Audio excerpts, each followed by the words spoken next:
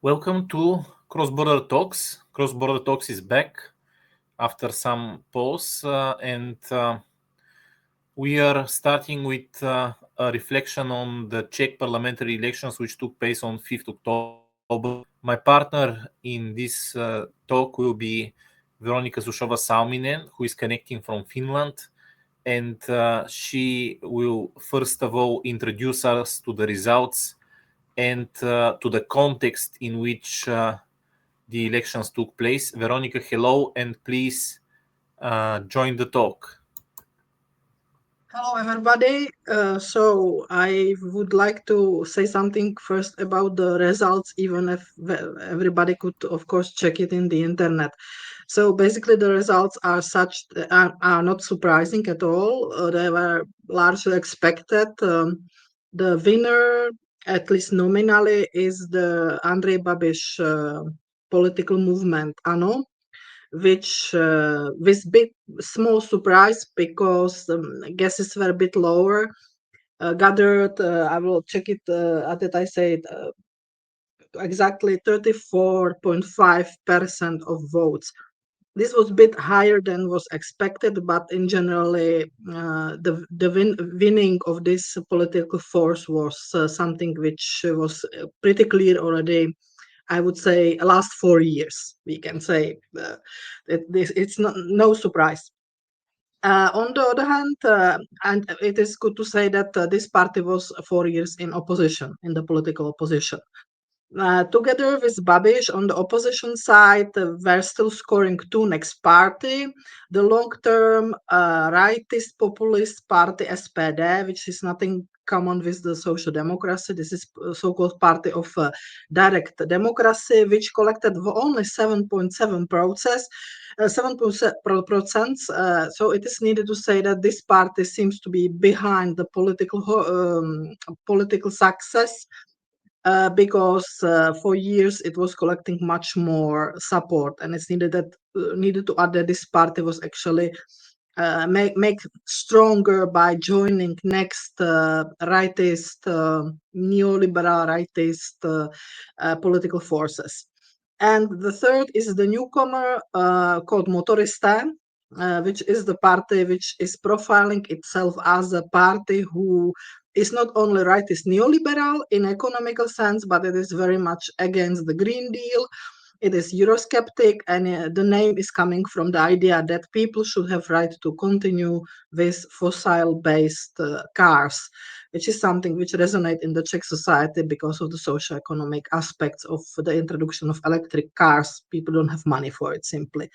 So this is the three opposition forces which are together having 108 mandates in the parliament, which is having 200 members.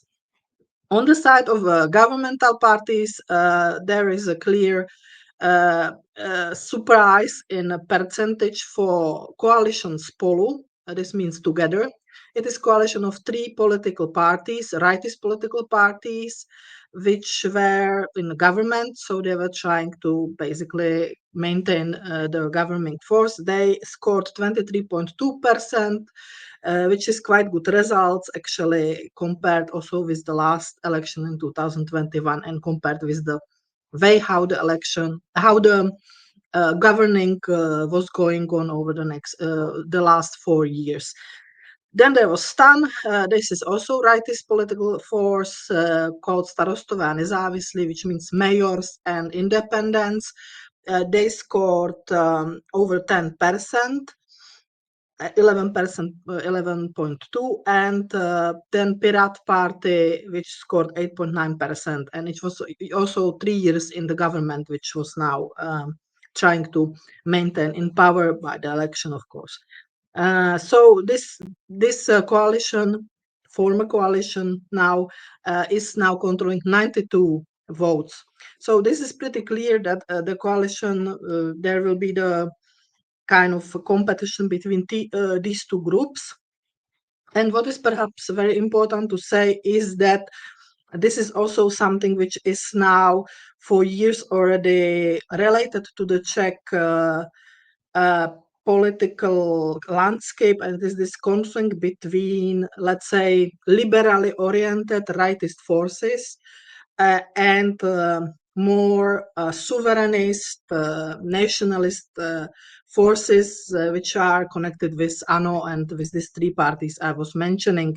Even, of course, there are nuances. It's important to say nuances, but this is the division which is right now, I think, the most important dynamics in the Czech politics right now.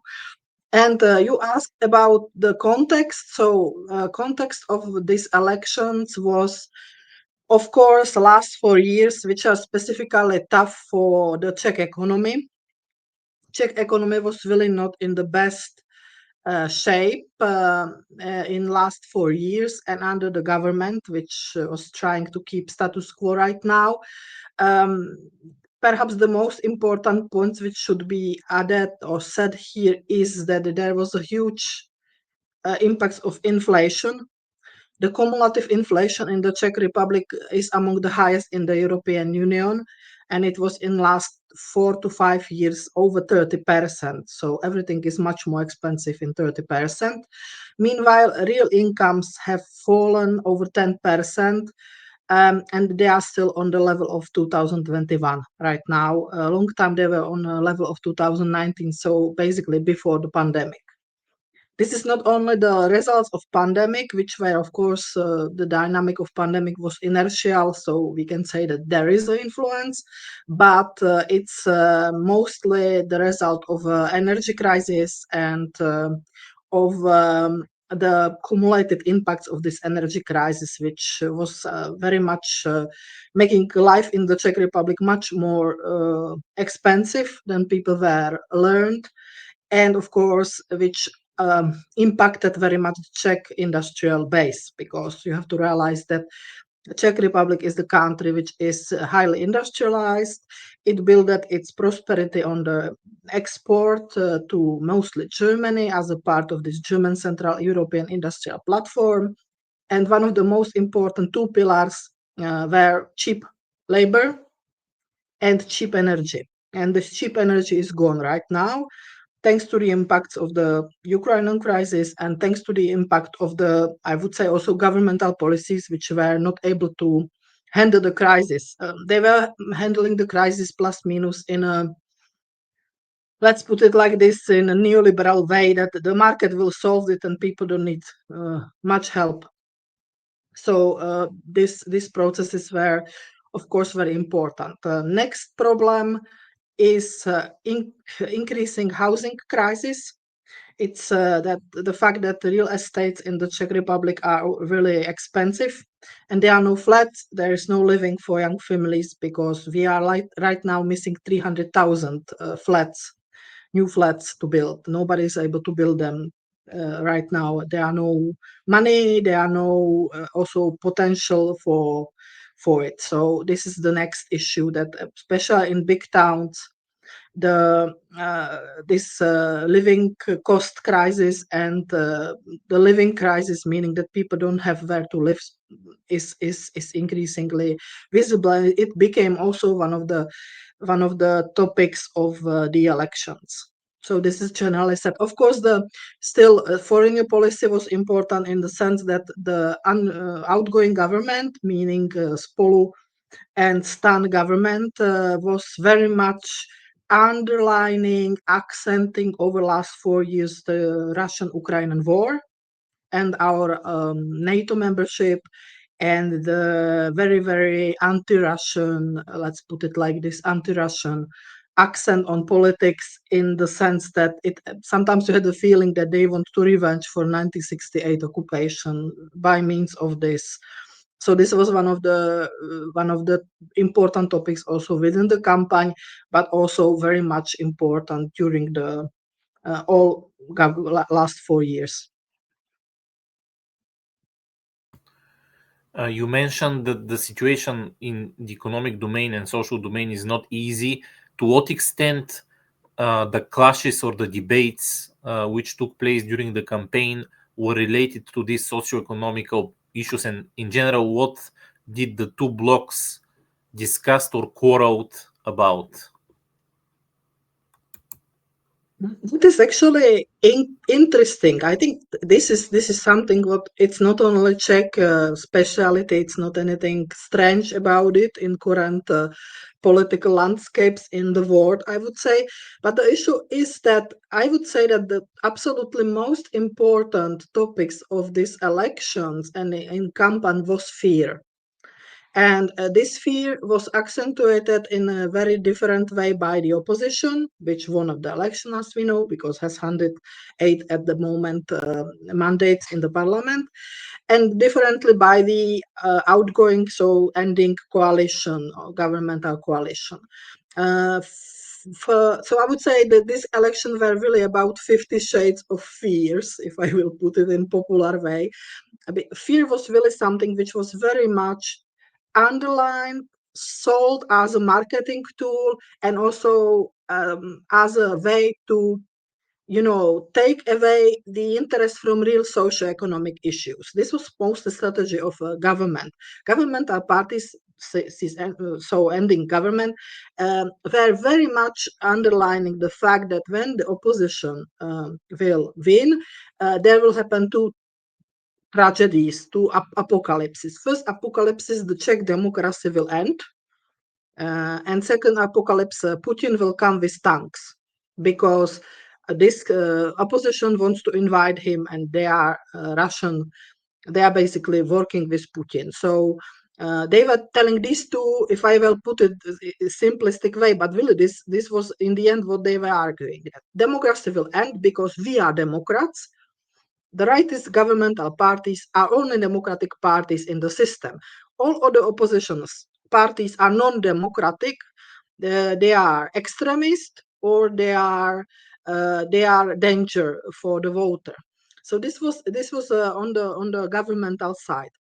In the opposition, so meaning Babiš and these other parties, they were much more accentuating really the issue of the socioeconomic situation. They were trying to turn attention more to these issues, and of course they were working also with the fears, in a way that fear that if this government will continue, people will become even more poorer, socioeconomic prospects will be even worse.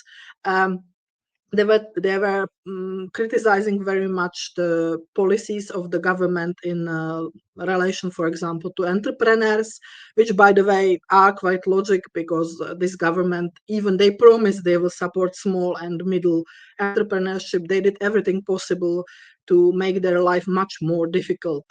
Even they promised they will not put taxes up. They put taxes up, and of course they put taxes up in those sectors of ordinary people, because one of the things which you should notice is that during the government which now lost the election, there were two segments of Czech oligarchs who became winners and who became richer over the last 4 years.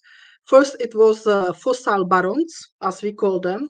So those oligarchs or entrepreneurs, huge entrepreneurs who make money on the energy, on the expensive energy, which was not regulated by the government in any way. And then after the second half, when the war started, it was those who are owning weaponry production. So oligarchs who are controlling the traditional Czech production of weaponry. So these two groups get richer. Meanwhile, normal people, normal entrepreneurs, employees on which all governmental budget is standing, because employers are the source of all taxes for the state, basically, in the Czech tax mix.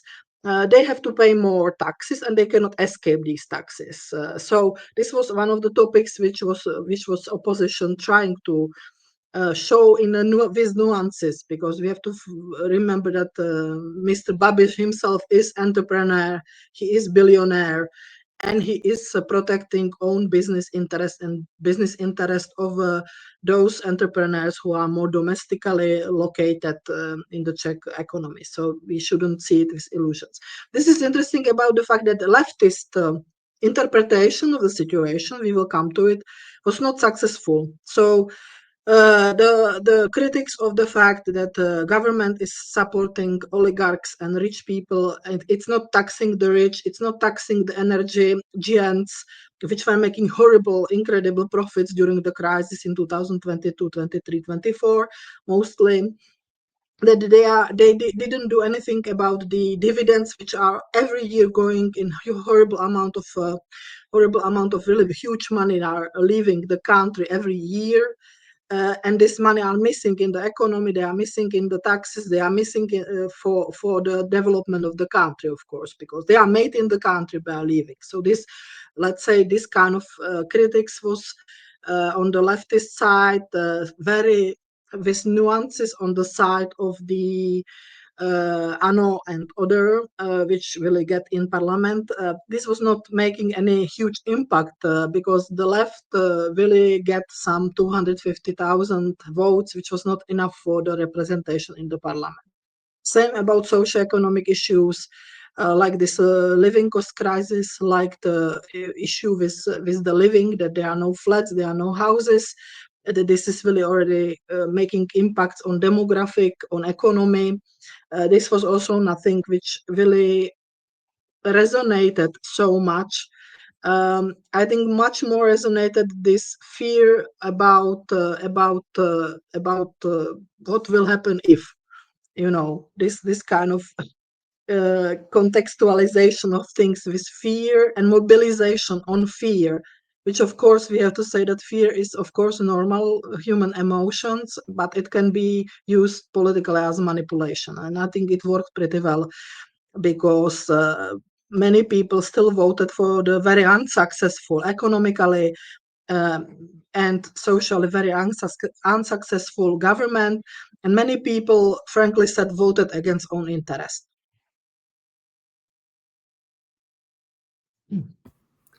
Okay, now the results are clear. What do the results shows when we put them in this internal context and in the context of all these debates?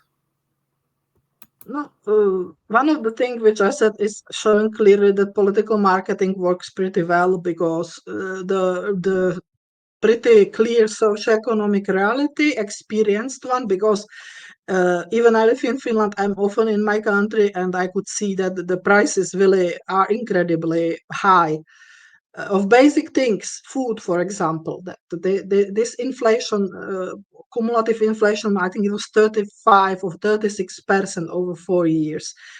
And all other things, how many firms had to close, how many entrepreneurs had to stop to do entrepreneurship because they simply cannot pay anymore these new payments which government put on. So this all reality didn't really, in my opinion, show in the result of these governmental parties. It showed in the results of ANO and oligarch Andrej Babiš, because his result is really impressive in a way. ANO collected nearly 2 million votes. This is one of the biggest results you can see over the last 30 years of the Czech modern history, political. Babiš was also able, as only one leader in the Czech modern history, I mean after 1989, do the political comeback, but because this is his political comeback, he has real chance to become again prime minister. This never happened in our modern history, that some politician who was prime minister would be able to return to the prime minister position with such triumph. Basically, this is a huge mandate. He has huge mandate. He has this mandate because of the support of peripheries. It's needed to say. He really was able to collect support from people who are outside of Prague. So there is a huge polarization between the capital and all the country. If you see the election map, I can send you then the map and we can add it that our listeners and viewers can see it. But you see that the whole country, in all regions besides Prague, ANO won elections.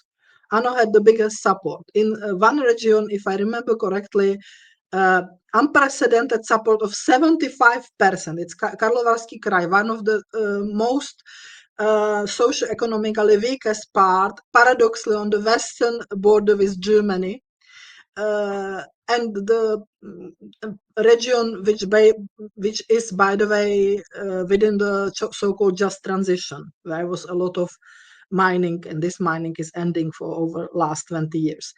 So 75%. And you see the Prague where the governmental, these liberal, rightist liberal parties are gaining very strong support. Meanwhile, I don't know. So polarization is the next very important thing. And you can see that polarization is socioeconomic. And it seems that the capital right now is living on a different planet than the rest of the country. And this is, of course, having a huge political impact on the way how politics is done, even how the country works. And I have a theory that this is something which is getting worse, and it is the result of, unfortunately, last 35 years, and unfortunately also Czech membership in the European Union. There are, I think, on national level, very bad development policies, but also not working European on the European level development policies, because really there is a lot of people in regions who are feeling that they were left behind, and they don't understand Prague and Prague people, and they don't want to have anything common with the Prague. But on the other hand, there is the feeling that Prague is voting against us. So political polarization, which is reflecting the socioeconomic factors and supporting, let's say, this populist, rightist populist wave on which, by the way, Babiš is surfing continuously in a very nuanced way. Sometimes they speak about him, he's next Orban, but I think this is a bit too much, because there is really, I think urbanism wouldn't work in the Czech case. So he is really kind of like soft level of this urbanism. So that's I think one of the biggest issues, because you see that regions are supporting particular political force which is rising to them in unprecedented level in a way. And it's very important to underline this, that this is ongoing process and nobody seems to stop it. Instead, they are speaking about fears of Putin instead of doing something for the regional development of the country. It's also interesting.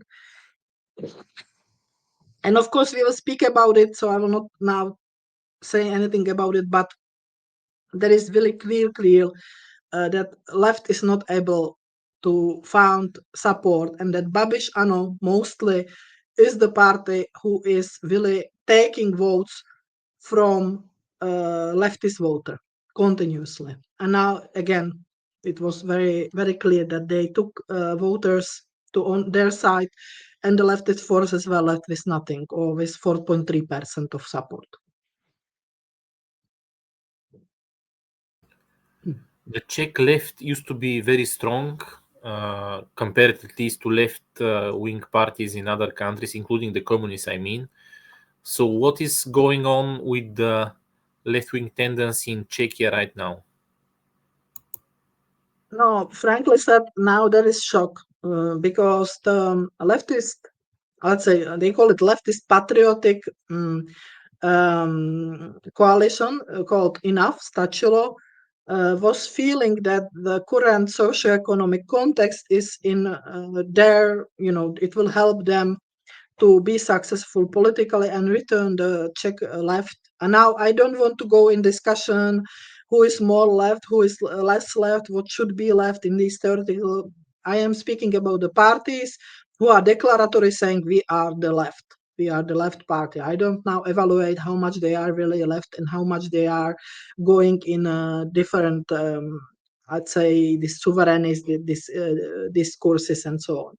So there is a huge, I think, disappointment right now, because they really believe that the socioeconomic situation in the Czech case and their anti-governmental, long-term anti-governmental critique all for years is going to help them to at least return to the parliament.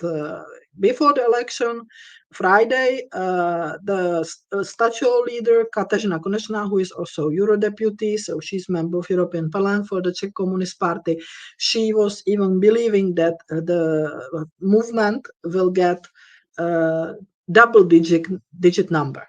But when the results started to come, it became clear that they will not even reach 5%, which is the line after which you can have a representation in the Czech parliament. So they scored only 4.3%, despite the relatively, I would say, strong and noisy campaign, and despite the fact that there happened really historical change on the Czech left, because after 35 years nearly, the communist and social democrats were candidating on the same candidate list. This was something what was for long taboo for social democrats because of the past, because I will just remind that when the Czechoslovakian Communist Party took power in 1948, they basically dissolved and liquidated the Social Democratic Party, and all members of Social Democratic Party became Communist Party members, or they have to leave. So there is bad blood about this. And after 1989, the renewed Czech social democracy put in own documents that they will never join communists in the elections, and they will never cooperate with communists. So this taboo, long-term taboo, was broken with huge problems and huge discussion, and of course huge opposition also within the Social Democratic Party. But there was a reached agreement thanks to the new leadership of Social Democrats, but this didn't help. We have to remind that in 2021, both Social Democrats, them candidating on independent own list, and communists also candidating on the same list, were basically voted out of the Czech parliament. There is no really any leftist force. There is Babiš, who is using some of the leftist arguments, let's put it like this. But of course, he is not representing working class interests. He is owning huge firms in the Czech Republic. He made money on as a as a 1990s capitalist. So he is everything else than some socialist politician. This is really very important to remember.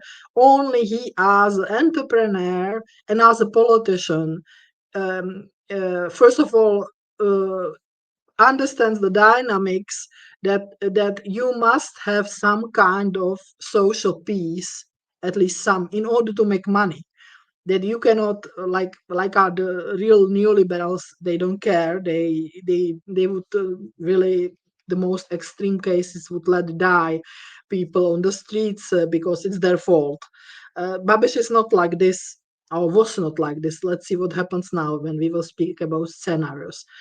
So for the Czech left, this is, I think, bitter experience, and there is a lot of now thinking what to do the next, how to continue. We will see how it will go. I would like to add that the other Czech leftist party, Levice, scored something, I don't want to lie now, I don't remember exactly, something like 0.05%. It means that some 2,000 people voted for them, so they are largely invisible even compared with the statual coalition. But what is the future of statual coalition is also the question now after the election, and I think the Levice will just continue this small work they are doing, activist work, but it has unfortunately no any real impact on the big policy so far.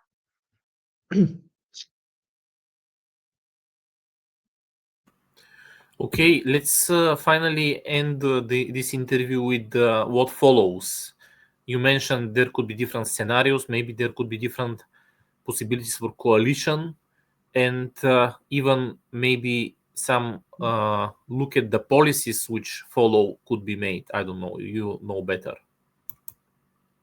No, this is of course a few days after election. We are speaking now. It's Tuesday. It's third day, not yet third day after the results were shown, and there are, of course, a lot of messages which are messy in a way. The today's government, which is ending, agreed about the fact that they lost the election because they cannot create at the moment a majority government. So there is already going some kind of turmoil also within the mainly the coalition Spolu, because coalition Spolu is the coalition of three parties, independent parties, which were joining together because they were not able to get bigger support individually, and they were really using for 4 years and 4 years before, for last 8 years, the anti-Babiš rhetorics. That the anti-Babiš was the main program, and then fear of Putin, and Babiš is Putin, and mixing these two things together. So they don't have right now chance, I think, to create government. But the question is what will happen with Babiš, because he is his first idea was that it would be government only of ANO, with the silent support of these two parties, which I was speaking about. So SPD, which is having this 7.7%, and Auto, which motorist, they have Auto like shortening, which has 6.7. So they are having together over 20 plus deputies right now. Meanwhile, ANO has 18. So he 80 something, 82. He will need support of these two coalition members, because it is clear that nobody from the today's government, leaving government, will support, or right now it seems that they will not cooperate with Babiš, because they would lose a lot of voters, because this anti-Babiš program was all the time very present there. So we can expect, I think, some kind of negotiations, and logic would be that these three, ANO plus two, would be in some kind of the coalition government, which is frankly said a bit worrying me from the position of that one thing was what was Babiš promising and doing. I would like to remind that his two governments were governments with social democrats.